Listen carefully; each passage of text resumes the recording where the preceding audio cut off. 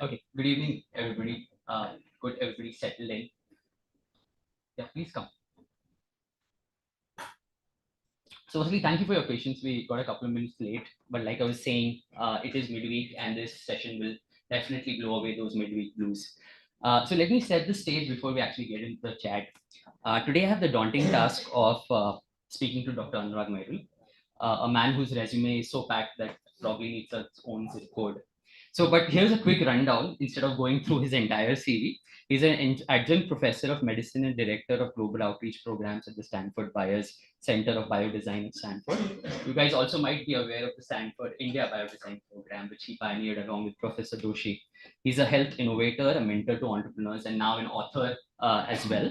He co-founded companies, directed programs that impacted healthcare across continents, and also taught a few courses whose names are so long that I need an abbreviation guide to understand them. So he's also managed to sprinkle in a few patents and a few publications here and there. So, not a very busy guy. So it's okay. And meanwhile, I'm the one who's going to be speaking to him, and I am an engineer who is heading HR here. So we are very, very similar. I'm definitely the right guy to speak to him on global healthcare. And why are you guys laughing? That's true. You just need to squint your eyes really hard and let your imagination run wild. We are the same person. Seriously. Okay, we're both engineers. We both love impact. We both are curious. It's just that he's reimagining healthcare. I'm reimagining how HR works and how to get people into offices. So it's pretty much similar. But jokes aside, reimagining health is for everyone. So when I read it, I realized that you need not be from that domain to actually enjoy the book. You just need to be curious about solving problems. It is the treasure trove of stories about innovators who dare to dream big, rolled up their sleeves, and got it done. So let's skip the remaining formalities and let's directly get into the interaction. So Dr. Mairal, welcome. Please a big round of applause.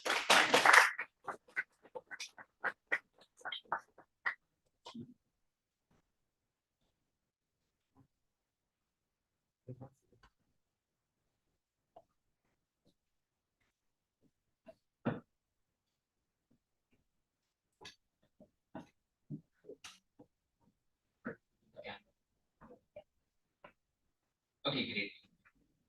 So reimagining health as a book is filled with inspiring stories about innovators, right? But before we get into those, you are an inspiring innovator as well. So let's get to know your story a little bit. From chemical engineering to Stanford biodesign to healthcare innovator and now an author, right? How did reimagining health take place? What was the story behind it? If you could shed some light. Sure. Can everybody hear me? Yes. Mic is there, right? Mic is okay? Yeah. And I think we're recording it, right? Yeah. There are some folks from the Bay Area who wanted to attend, but this is like 2:30 or 3:30 in the morning. Yeah, so it's a very interesting journey, not something that I would have planned for. I grew up in a very rural state of India called Chhattisgarh. It was called Madhya Pradesh. Raipur was a city, and I basically, like all of us, went through the education system, got into engineering, did my master's at IIT Bombay. Before that, my undergrad was at NIT, and decided to get a PhD and went to the university and a PhD, all straight shot chemical engineering, different fields of chemical engineering.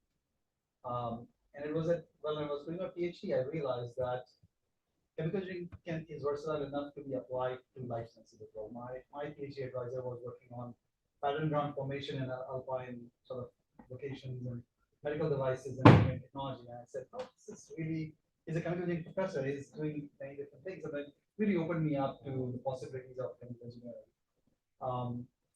After that, I did a couple of postdoctoral fellowships and I came very close to becoming a regular. Switch it on.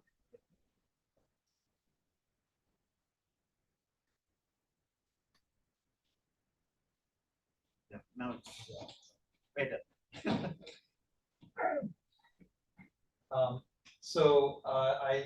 I was ready to be a regular tenure track for that professor, and I realized that it didn't excite me to just publish papers. I wanted to do something more practical, so I decided not to go the academic route and I joined the industry. My first job was at a small biotech company doing membrane technology, membrane separations. While I was doing it, I realized that I needed to get a more commercial experience because I was developing technologies that needed to be brought to market, and I didn't have that background. I was speaking a PhD language, decided to get an MBA. Then I switched to medical device industry after that. Johnson Johnson was a company that I joined where I did product development, marketing, and business development at different stages of my tenure there. 2007, Stanford by Design was 7 years old by that time. 2000 is when it was founded, and it had done really well in the US. We had a number of fellows that we had trained, a number of companies had come out, and we said, "Oh, this must work everywhere." So why don't we find the most challenging place where we can bring it to? And we chose India. And actually, it's Dr. Bhan, who was the DVD secretary at that time, phenomenal guy. He basically convinced us that India is the right place for us to bring by design. It would have been much easier for us to choose a Europe or another developed market setting. So India was not necessarily an obvious choice from that perspective, but it was also a place where a lot more could be done, and we had a very willing partner. So I left J&J to join Stanford by Design as a founding team member for Stanford by Design. And we had a couple of other professors who were basically part of the founding team. And it just was a really amazing start of the journey, crazy part of the journey. First 3 years, we didn't know what we were doing. We're bringing these really smart innovators from India, four in a country of 1.2 billion at that time. We were training them at Stanford, we were sending them back to India. And the idea was that they were going to do unmet needs finding right here, and then going to come up with solutions for those unmet needs. And we thought, this is going to be an experiment. And, how far are we going to go with that? We didn't know. And we were figuring our way through. What was remarkable, and there is a Stanford by Design fellow right here, Tushkar. What was remarkable about these fellows is that they not only learned methodology really well, they found unmet needs that were really, really critical for India. They didn't just remain limited to the upper tier of the market. They actually found needs, women's health, children's health, across the cross-section of Indian society. There's something else that happened. It caught the imagination of Indian establishment and Indian innovators. India was becoming inspirational. They have large unmet clinical need. Economically, it was growing, and it just built up. So over the last 10 years, India has created 11 biodesign programs, training hundreds of innovators across the country. And there are a lot of other innovators who are informed by that process. And by my count, there are 10,000 innovators in India. India has become third or fourth largest innovation ecosystem in the world in medicine. And I would love to take credit for that. But I think we were at the right place, right time. We had amazing partners, and folks like Reimagining have actually created these mechanisms to support those innovators. So it is in a very, very different place today than it was 17 years back when we started. But what I also realized is that, and we realized collectively, Dr. Raj Doshi and I, who still run India Biodesign program together, was that a lot of these innovators are not going to be successful unless they show an impact on the marketplace. It's okay to create a solution, a technology, but if that technology doesn't impact tens of millions of lives, hundreds of millions of lives, this ecosystem is going to come to a standstill. So, a pipeline of innovators that are coming up with solutions, but if those don't get successful in the marketplace, we have a problem. So we started working with these innovators under what is called Founders Forum. And also we realized is that what you need are exemplars. So this book came about, and one last thing I'll quickly add is that India became a model for developing similar innovation ecosystems elsewhere. We now have biodesign programs in 6 continents, except for Antarctica. We have 50 programs that we have informed in some way, and there are additional programs that people are running on their own. But a lot of these programs are in places where ecosystem isn't fully functional, and they need partners to make them so successful. And I think one of the things is really exemplars of innovation. So what these stories are the best innovators in the world. Paul York is in here, Paul Farmer is in here, people who have done phenomenal work.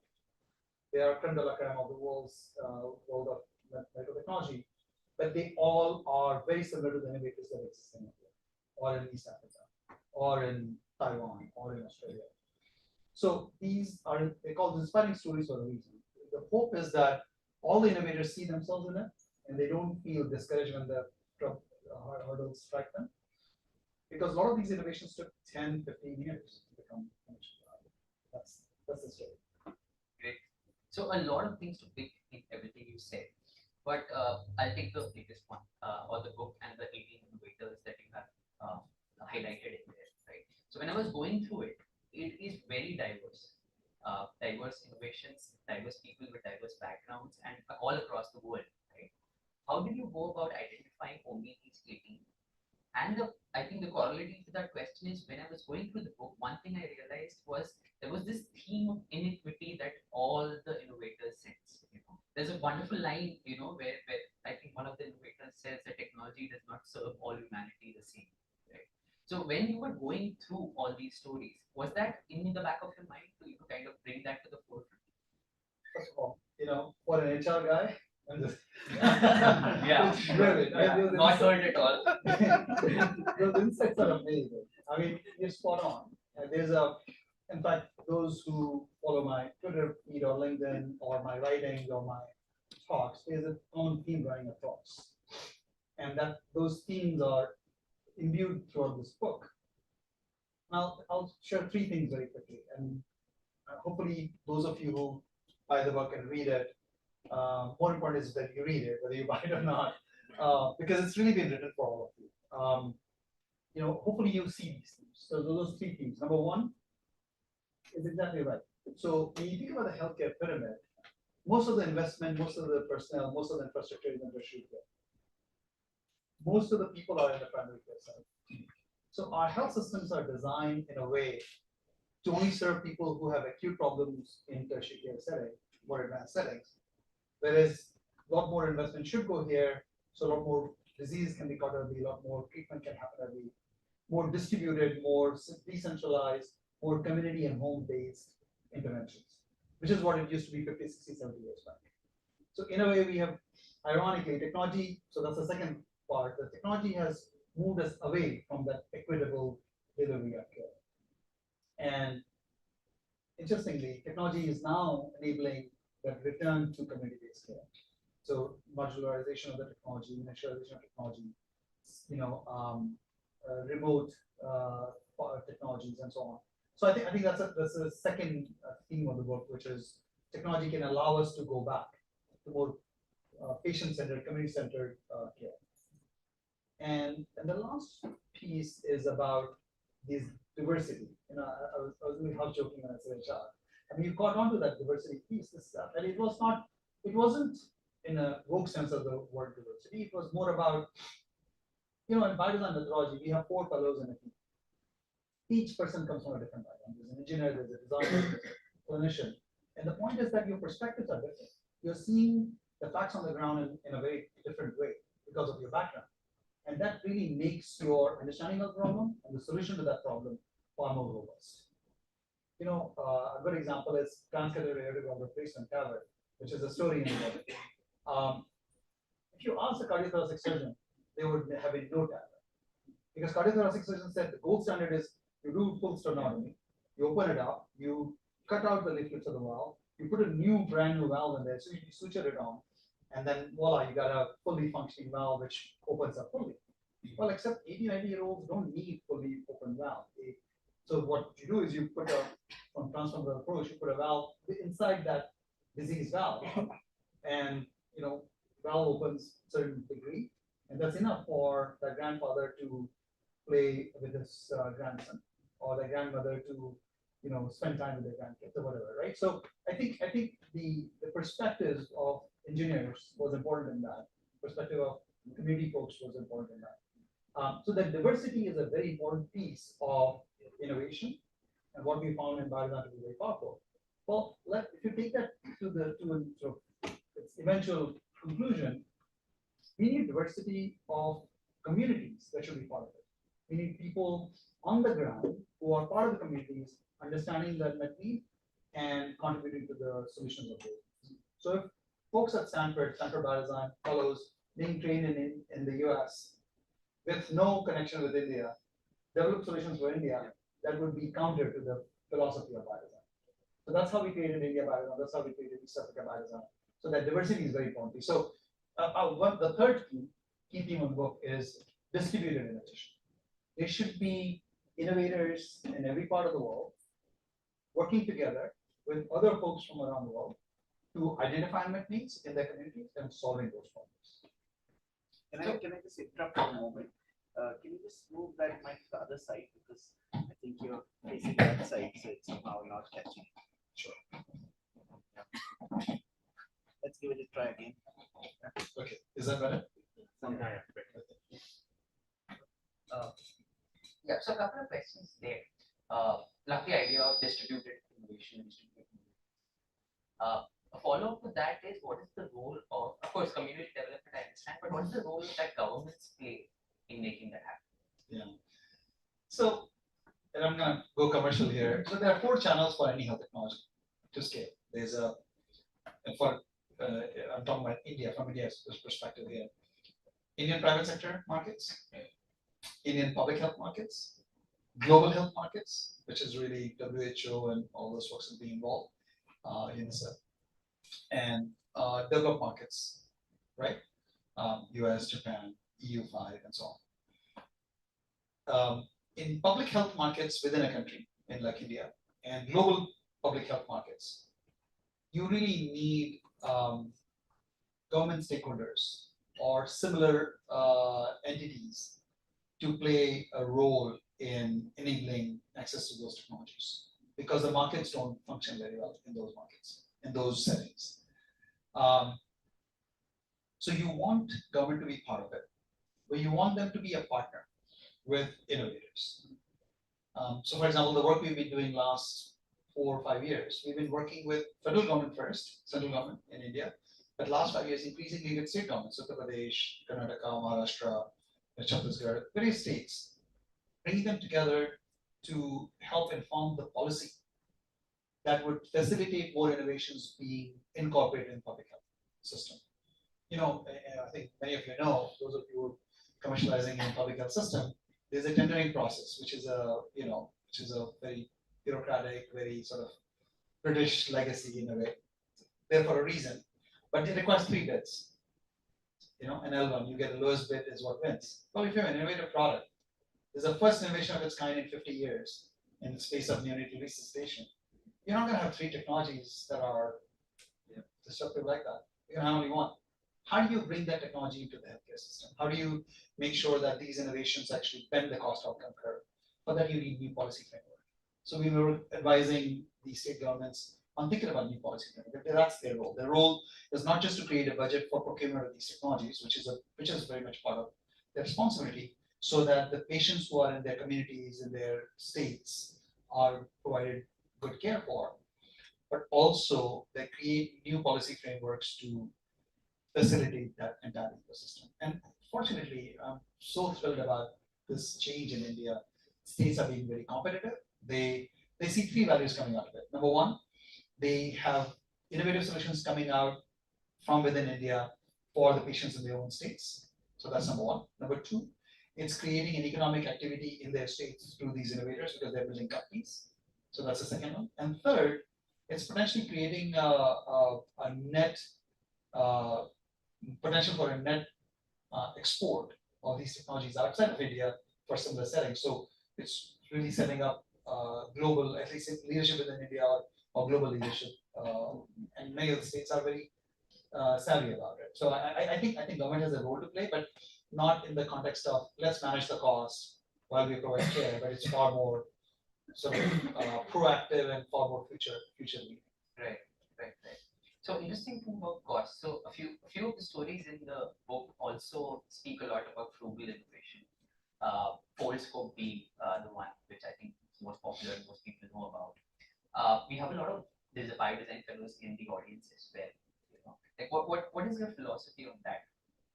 Yeah, so a really good friend of mine, who used to be in the Bay Area, Navi Raju, wrote a book called Jugaad Innovation.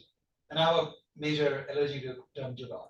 And he knows that. I mean, he and I have talked about it. The way he uses Jugaad is not the way Jugaad has been used in the past. Jugaad has meant making do, right? Put something together, and make it work at that ad hoc solutions basically.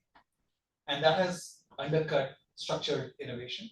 So that's one interpretation which I don't like that Jugaad innovation from that point of view. But the way Navi uses it, he uses it in the context of frugal innovation. Resource constraints where you are leveraging that Jugaad mindset, that really disruptive creativity to find solutions where resources are limited and you're really piecing these things together from a diversity of sources, diversity of ideas and stakeholders to come up with a solution that sustains and scales in settings which don't have a lot of resources. So that's how he uses it. I'm putting words in his mouth, I guess, but that's how I would like to believe that's how he thinks about it. So frugal innovation is a very interesting concept. A counterexample of frugal innovation is expensive innovation, which happens in the US. US spends 80% of its GDP on healthcare. And over the last few years, our life expectancy has gone down. Europe, which spends about half of that, 10%, their life expectancy has continued to go up. There's no way places like India or African continent can spend 10% of GDP on healthcare. You have schools to build, you have roads to build. You could probably, you're 2.5% right now, you could go up to 4.5%, 5%. That's probably my guess is that's probably going to be the maximum that you'll be able to go to. So how do you bend that cost outcome curve every rupee to creating more impact on the patients? This is where you need frugal innovation. So how do you, a good example of frugal innovation is Tricol, which uses echo machines that are mobile that combined with AI based algorithms to assess the cardiovascular conditions of patients in remote settings where the expertise is sitting elsewhere and identifying patients who have cardiovascular disease at a much lower cost compared to patients showing up in a tertiary care setting going through a very expensive process of screening and diagnosis and then treatment. So frugal innovation is simply that. Right. So the lack of better word, the Jugaad mindset is one, and then the expert mentality is one more. In the book, I think both are addressed in some way, some stories as well. And you talked about the importance of understanding unmet needs, like what actually people need versus what you think they need. Yeah, and many people, many innovators who probably do their masters, do their PhDs, maybe know what they think people need, but don't know what they need.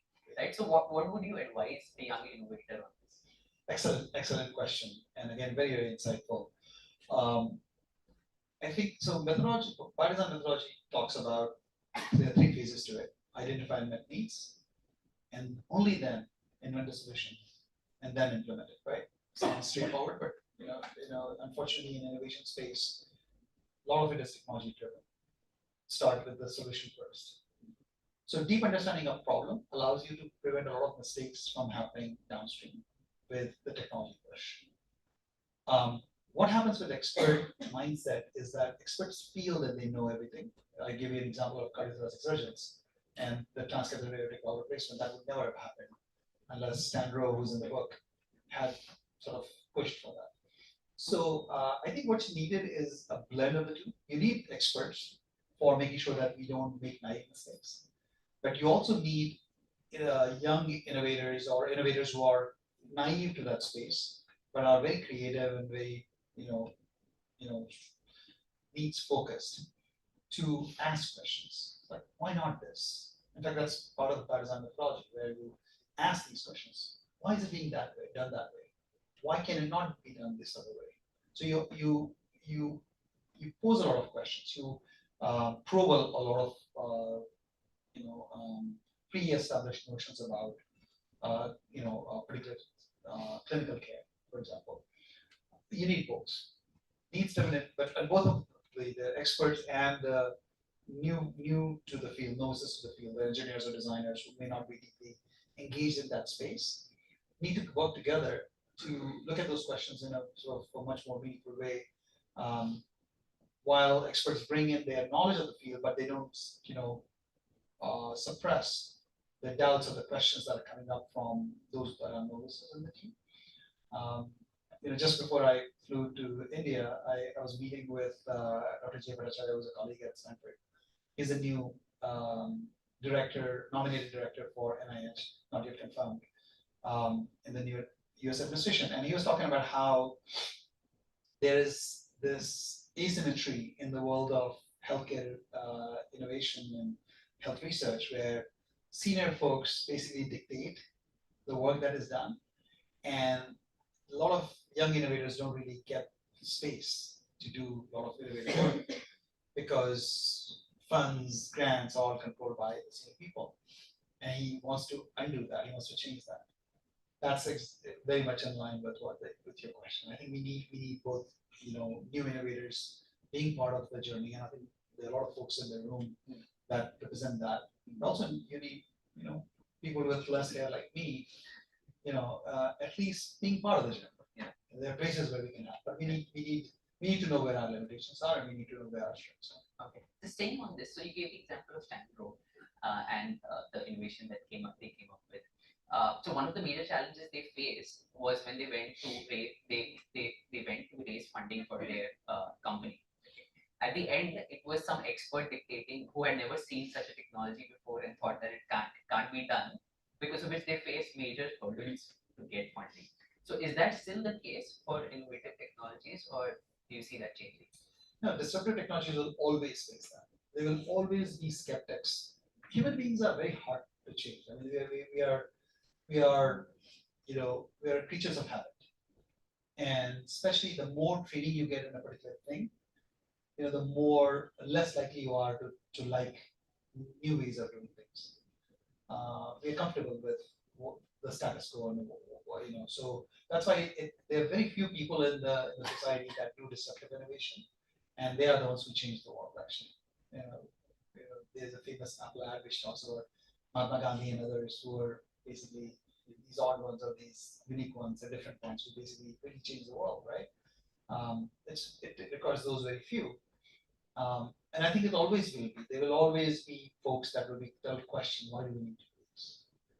Isn't the way we're doing so far working? So I think innovators in the room should expect it. You should be surprised if you don't get that sort of skepticism. You should plan for it. You should engage, and the way to address that is bring enough of stakeholders with you, carry them with you, and make sure that tribe grows. And there's a particular tipping point that happens after which everybody just comes on. Tower now is, I think, $8 billion, $10 billion business. Started off with a few TAVR procedures done where patients died actually in Europe. So on that encouraging note, I just want to take a break for any questions till now. We covered a lot of topics. Any questions either online or in the audience? Yeah, why don't you talk to it? I want to let them speak. You can ask the question. Yeah. So there is one question online.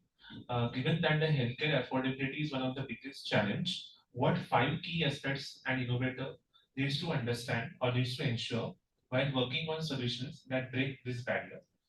How should they balance affordability versus quality versus accessibility? Question. The name of the And the question is asked by Deepak Bhosle. Okay. What are the 3 parameters? Affordability, quality, and Accessibility. accessibility. Yeah, that's a great question. And I think it's in some ways it's a false equivalence. It's a false dichotomy.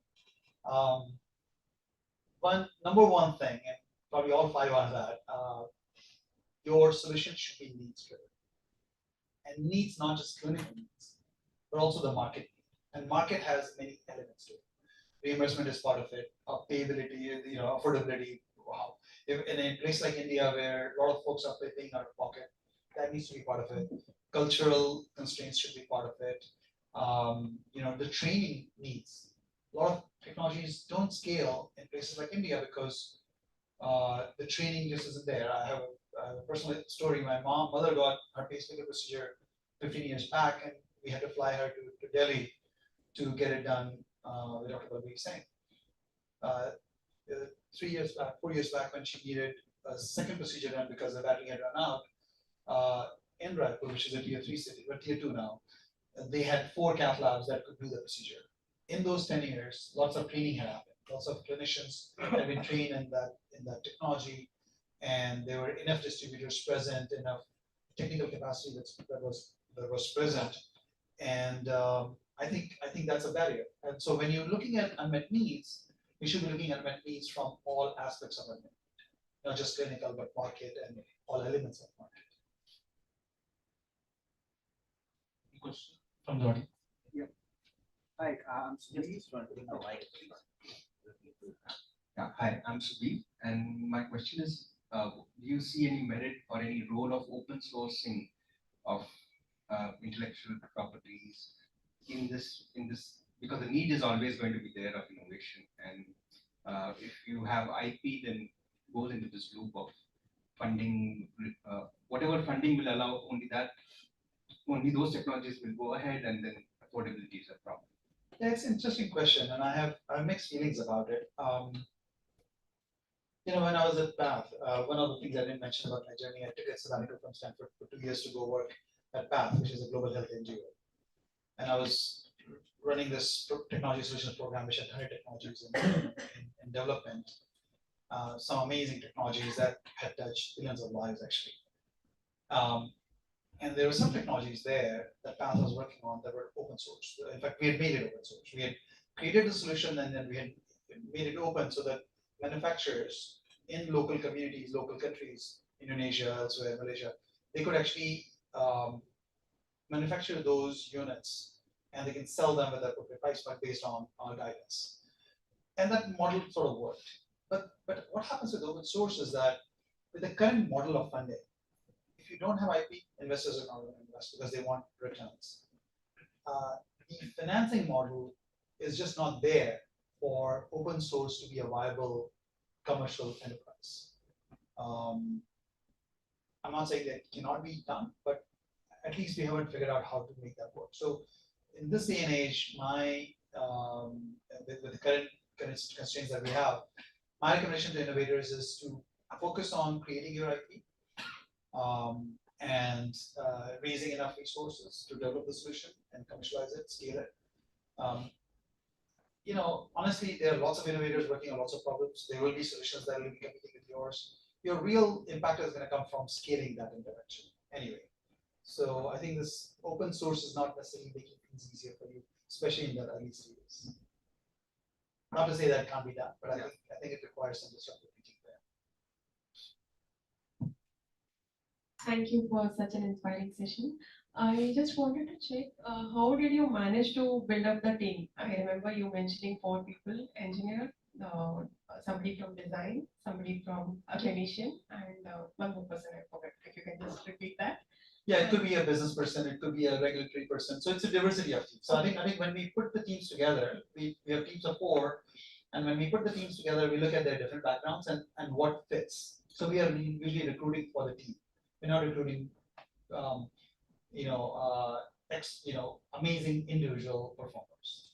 We want smart people in the team, but we want them to work very well together. So. Because as a clinician, for more than a decade, I am still hunting for people, but I cannot people get coming from a design background. Yes, from technical I can get, from management perspective I can get, but how do I hunt for people who are actually from, have that design thinking perspective?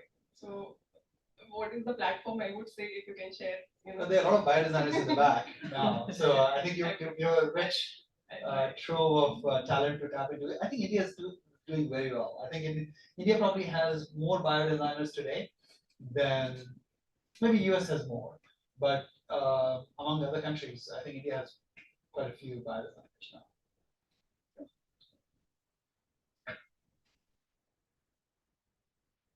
Do you want to take more questions? Yeah, Anurag, this is Ravi. I've been in the medical device industry. So firstly, kudos to you for being a champion for Indian innovation. You're really giving back to the community which you came from. So having said that, one of the things you said struck a chord, which is the critical need for innovation to find its way to the market. And that's where there are many barriers. And the biggest 2 big barriers that I see, one is large sections of our community are afflicted by a post-colonial mindset. The belief that anything that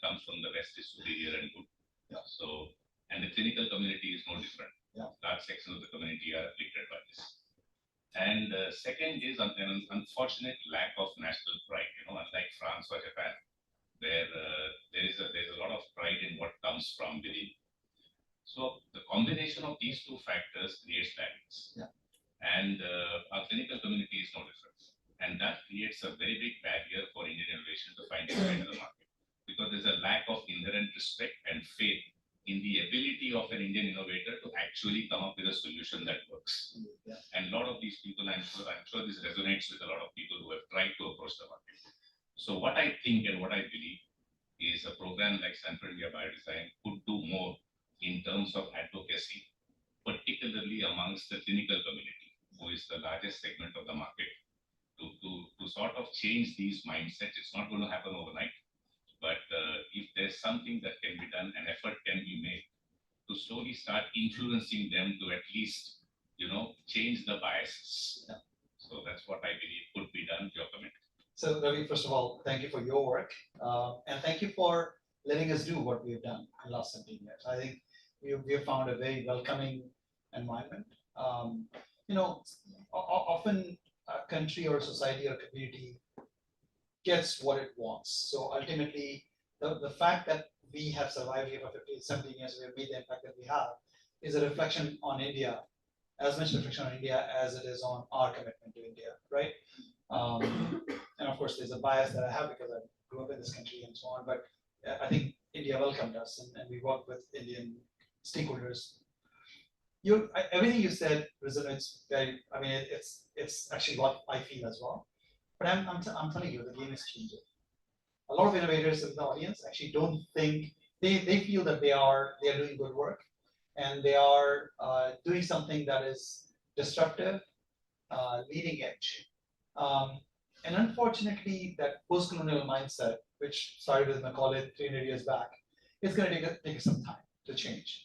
And one way that we are trying to change, Stanford India Biodesign is trying to change, is we created this Founders Forum. So we did the Stanford India Biodesign phase 1 with AIMS and IIT Delhi for 8 years. And then we said, program is yours. AIMS runs it still, and they've expanded their capacity. There are 10 other biodesign programs like THSTI. So we are no longer in the fellowship training business. We have focused our entire energy on translational projects. Founders Forum is what we've done, and we've worked with about 40, 45, 50 companies. Still not enough. There are 10,000 companies now in India, 8,500, I think. So what we're doing is, out of the 4 channels, the third channel, which is developed market channel, we are actually starting to engage with innovators, and we are trying to connect them with potential partners in the global north, in developed markets.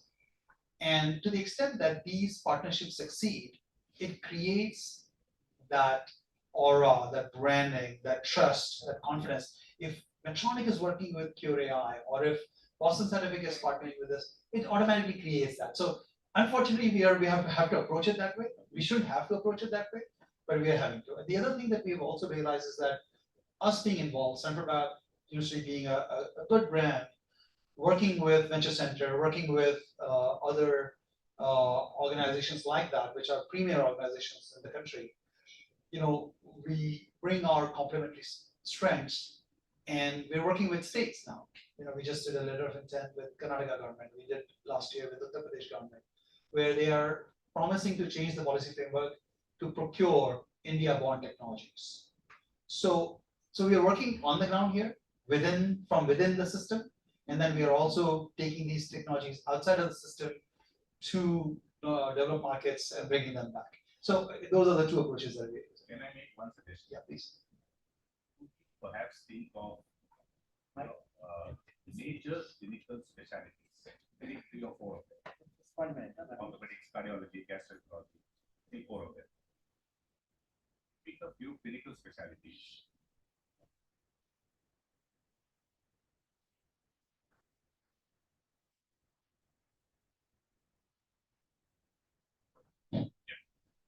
So if you could pick a few clinical specialties who have these annual conferences, where typically you have 3,000-4,000 of them, and think of, Stanford India Biodesign as an organization approaches them with something called an innovator showcase. I love the idea. Yeah. It's a brilliant idea. So then when you approach them, it's completely different.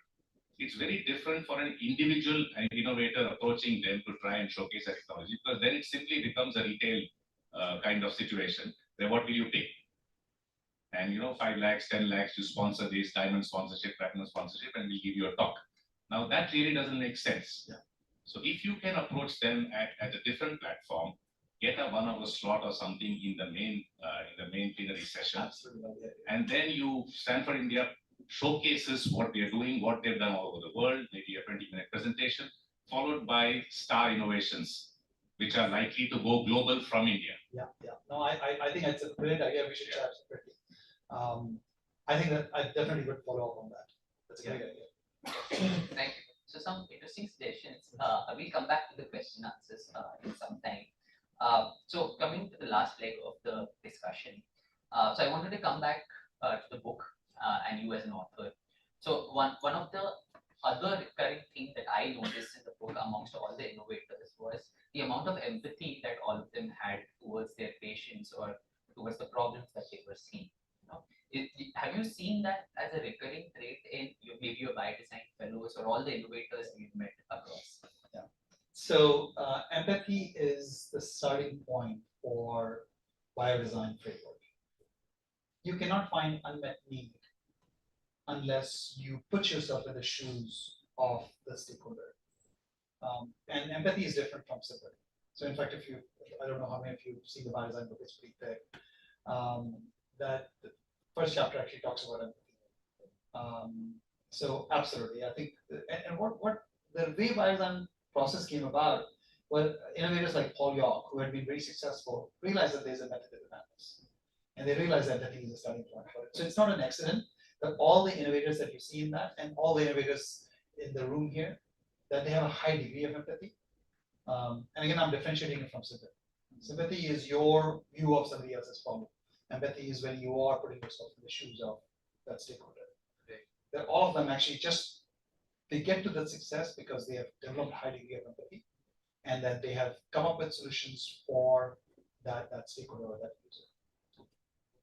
So last two questions, and probably the next question would be the most difficult of the evening, because I'm going to ask you to choose a favorite story. And I know telling the author to choose a favorite story like telling a parent to choose a favorite child. So we know you have one, but you won't say it. But maybe you could tell us like which one inspired you the most from all of them. It's hard. It really is hard. I mean, these are amazing people. Many of them are my friends. I mean, I could take names of all of those friends. Sonali and I, when we started working on this book, I think you asked the question about how did we choose these names, right? I didn't fully answer that. By the way, this book, I have to give Sonali a lot of credit for making this book happen. I've had 2 or 3 other books in development, and they haven't gotten to end stage because I just haven't had the bandwidth or the discipline to complete it. And Sonali is a taskmaster, and that's why she's central to this. But when we created the framework, we said we want diversity, we want range of spaces that we want to do, different kinds of technologies, different geographies, different theaters, so that it truly becomes a global book, right? So they've been chosen very carefully. We started with 150 stories, and we chose these, almost 20 stories with that design in mind. So all of them are great. Obviously, the one that Paul York talks about is close to my heart because it tells the story of his Stanford India biodesign. In fact, there's going to be a whole book on that. My co-director Raj Doshi and I are working on it, and a lot of the work that you do in India will be part of it. I'm sure Venture Center will be featured in that.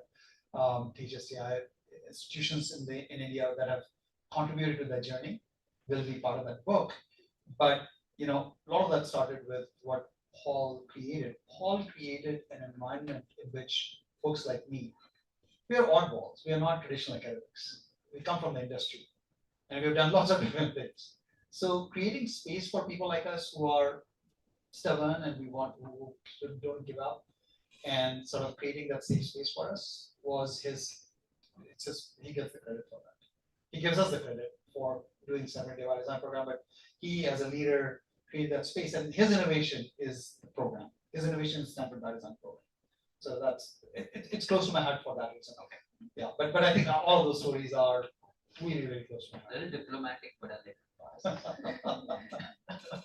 Okay, so the last question before we again break for question and answers. So what are you most excited about the future now? I know there is a chapter in the book where you and Sonali speak about it, but just in the future of health and health and technology, how does the future look like? What are you most excited about? Yeah, this is 2x2 that I created about 12, 13 years back. There's a Thai conference that I spoke at, and it shows x-axis is the resources, y-axis disease burden. India and China used to be in this corner. High resources, low disease burden, actually here. And Europe, pre-industrial era, Europe used to be here. US didn't exist as a country.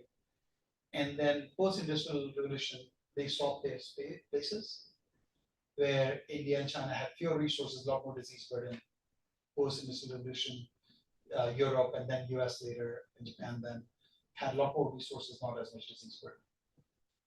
I see a future where these countries are, actually it's already happening, they're traversing their way back. Europe, US, China, they're aging, a lot more resources, but India is gaining resources. They're all coming together in a cloud of nations or a sphere of of nations that have fairly similar resources, some differentiation, and fairly similar disease burden, shared disease burden. So that's one thing that I see happening within the next 50, 75 years. The other thing I see, hopefully, if we succeed with what we're trying to do with our Fireside program in 6 continents, that distributed health innovation, and I'm saying health innovation, technology is piece of it, but not the entirety of it. Process innovation should be part of it. Business model innovation should be part of it. Training innovation should be part of it. That there is enough capacity built across Africa, across Asia Pacific, across Latin America and Europe and US and Japan and China and so on, that you have a group of innovators that are global in nature but distributed, working on local problems, coming up with solutions that are optimized for those local conditions, but also inform needs elsewhere. So this sort of a collaborative, multidimensional, innovation framework and innovation community is the future I see. So ultimately, I hope to see a healthcare system which is more healthcare, less sick care. Right? What we have today is sick care. We are transactional about it. We only deal with an institution, healthcare institution, when we are sick. Hopefully, we are a lot more focused on preventing it, creating wellness, and keeping people healthy. I think it's going to be cost effective. And it's going to prevent people from dying and suffering. And it's going to be all more community centered, more distributed. That's the future. Thank you so much. So we'll break again for questions.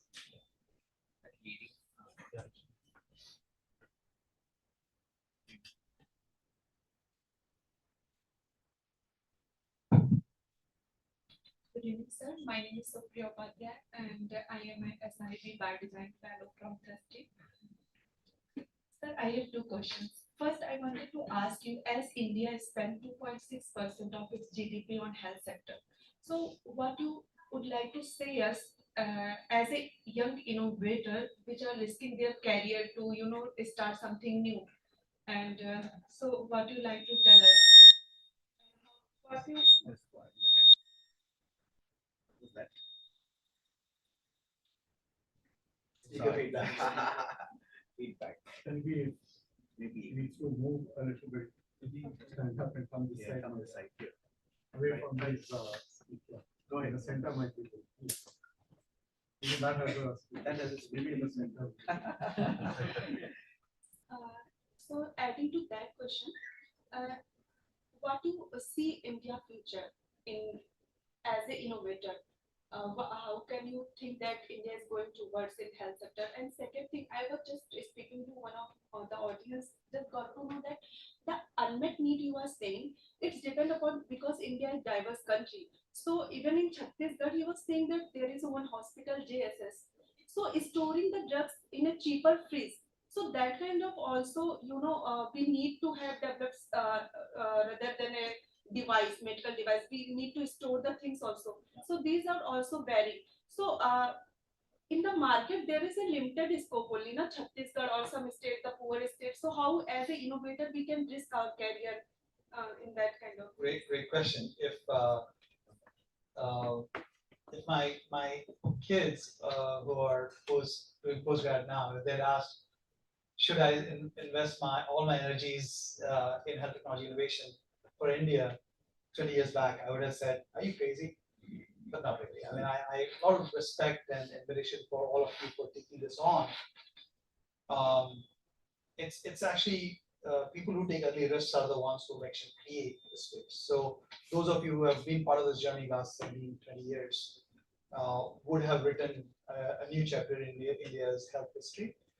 And by the way, the work you do will have a global impact. Will have a global impact. I can tell you that. And I can go deeper into it, but we probably don't have time for it. It's another conversation. The point I would make is that I don't think India needs to spend 10% or 20% of GDP to create a viable market. I think there's enough resources. I'll give you UP's example: 240 million people, $250 billion they spend. There is a GDP. Even if they spend 2% of that on healthcare, it's a pretty large amount. And right now, most of that amount is not creating as much of an impact. What you're doing is you're bringing more effective solutions, which bend the cost outcome curve. You treat a lot more patients. And what is going to happen is, as a result, a lot more of those resources are going to come to your innovation. That's your job. Your job is to come up with innovations that create greater impact at a low cost. More revenue will come to you. You just need to make sure your manufacturing, your margins are suitable for that. But you don't have to follow the business models and the technology solutions of the West, because those will not work for these settings. There's enough money, there's enough resources. I've done enough calculations to figure that out, and this is a conversation we have with the state level stakeholders all the time.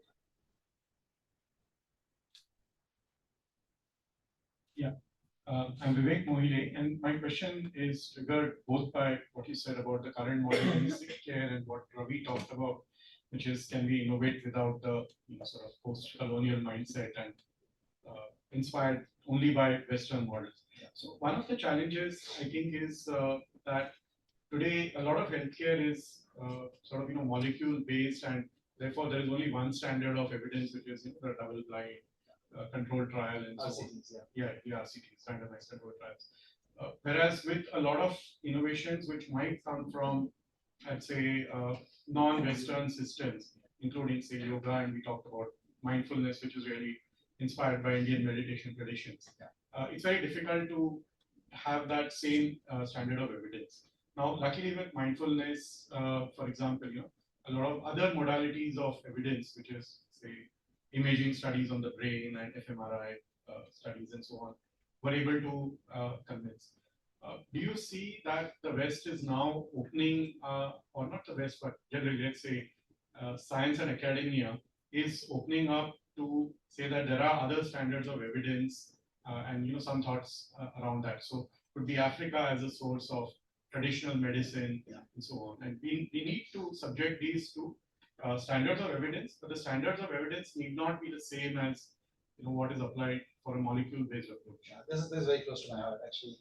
When I was at PATH, there was a conference on clinical research, and global health is rife with very large clinical studies on therapies that have been proved elsewhere, but you do 10,000, 20,000 patient studies for 5, 7, 10 years, and you don't bring that intervention to places like Africa, mainly because you're worried that you might be unethical in bringing these solutions, and I think it's misguided, and I think it is. And I know I'm going to upset some people by saying it's a career for people. So people, an randomized control trial, and a lot of people use a randomized control trial in many different fields, including economics, and get a lot of awards on that. But I think it has become a religion in itself. Randomized control trial has become a religion in itself. Let me share a simple story. There was a company that was working on nutraceuticals, wanted to apply RCTs as a framework to get validation for it. $500 million was invested in doing the clinical studies. It failed that study, not because they didn't have the clinical effect, but because they could not demonstrate that impact vis-a-vis control, because it had many molecules. They were trying to do it as a single molecule, and there are multiple molecules. So when you have multiple molecules that are participating in the action, versus a single molecule like a paracetamol or one of those molecules, simple molecules, so small molecules, where an RCT might be effective because you have one active ingredient and one control which is not an active ingredient. It becomes much easier to power the study with whatever number of thousands of patients that we need. But if you have hundreds of compounds, that works religiously. How do you do that as an RCT? You'll need millions of patients, which is completely impossible. It's not cost effective or whatever. So is that a limitation of the therapy, or is that a limitation of the framework? Right? So what I have argued over the last decade or so about this is that data science has evolved.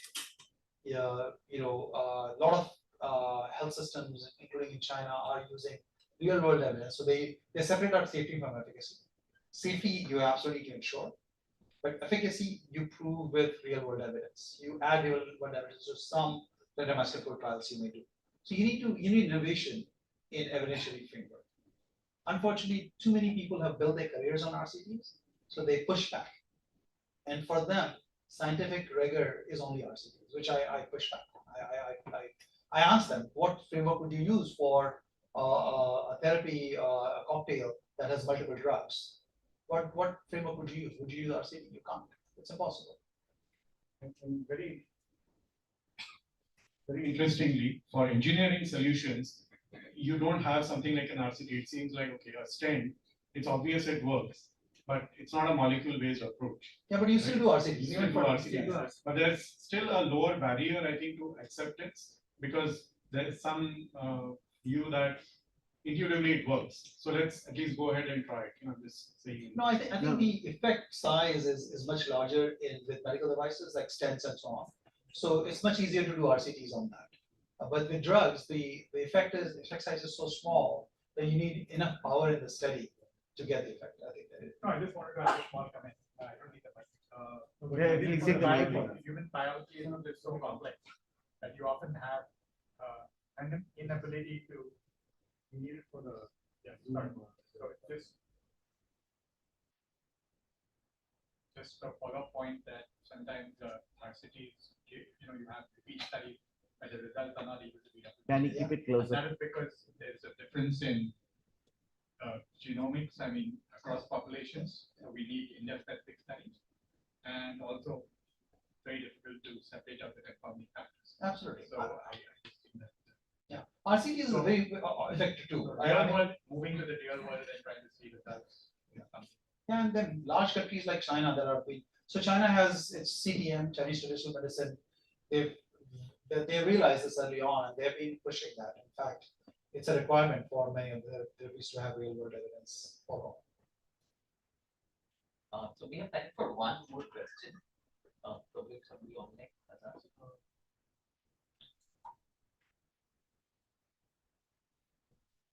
Any questions online? Giving you a chance first. Yeah, so the question by Dr. Megha Agarwal. So we are speaking about imagining the health. So in that context, she wants to ask, so how do you define the innovation here? So that what the question is. And it's wide spectrum. So the question she is asking is if you can comment on your definition of innovation and its wide spectrum. It's usually believed new gadget is the only equivalent to innovation. Your comments, please. Yeah, no, great question. So I talked about process innovation, business model innovation, training innovation. Innovation has to be across the entire journey of the solution. And the solution doesn't have to be a device or a diagnostic or a digital health solution or a drug. It could be simple behavior change intervention, right? A very good example of that is for diarrheal disease. Hand wash was proven to be a very effective solution. There is no, it's just simple hand wash, right? Just keeping your hands free of germs. So that's a good example of an intervention. There are some behavioral innovations. So I think the answer to that question is that you need to be thinking about new ways of solving a problem, and it can range from behavior change to training change to a new device or a new therapeutics. Super.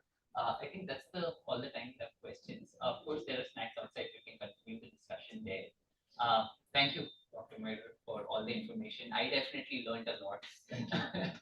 And for everybody here who is yet to read the book, it's an amazing book. It's very inspiring. Doesn't matter what background you are, you have a lot to take away from it. Some of the pieces are very hard to read as well because sitting here, we don't really know what are the inequities, what are the problems that people are facing, and who are the innovators who are actually trying to solve them. So if you're interested, we have copies for sale, so you can pick them up. Dr. Anurag is here. I think we have to sign them. May I request Dr. Premnath to felicitate Dr. Anurag?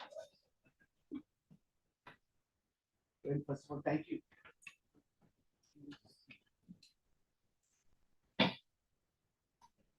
Thank you, Anurag, thank you very much for coming. In fact, he's come just for this. Very grateful to him. He was in Bombay, and I requested him to, make a dash. So thank you very much. And I'm sure you'll enjoy meeting several people in our network out here. Many of them are very passionate innovators and medtech product developers, building startups and so on. And I hope you'll get a chance to talk to them outside as well. Absolutely. Let me just thank you. I'm supposed to give you one of those autographed ones as well, but this I'll give you right now, but I'll autograph it. Yeah, please do. Yeah, this is, let me just show one way. Yeah. I'm holding a copy of my own. Candid. This is the story of all the innovative work that Venture Center Innovators did. I was very happy to see this book come out. These are 15 stories of science-based entrepreneurs from the Venture Center network. This was the first one. We're hoping to do another one, which will be Candid again. But that's the second version of it, which will feature many more startups. Incidentally, there's one other thing which we are doing, which is a teenager's view of some of our social entrepreneurs. And those are another set of stories which are it's titled Built for Impact. Interesting. That's amazing. Well, thank you. I'm looking forward to reading after your autograph. Actually, one thing I'll mention is that this book, you're spot on, Rohit, about it's hard to read certain places because it's emotional, but it's also meant to be an easy read in terms of writing style. These are stories of innovation, stories of innovators, and stories of people who are impacted. So it's very personal stories, and that's how we wanted to frame it. My 8-year-old is reading this right now. So he's got his own dog-eared copy that he's brought with him on the flight.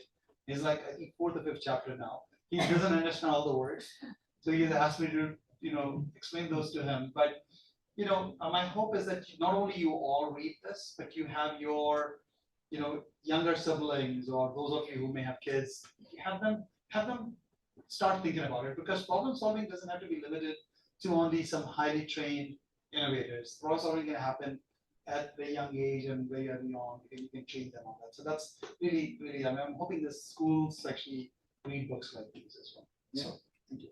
Thank you very much.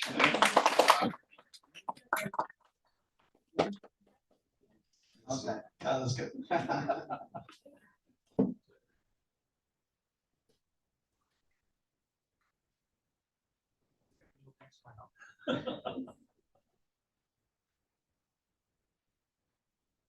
One more. This one. Okay.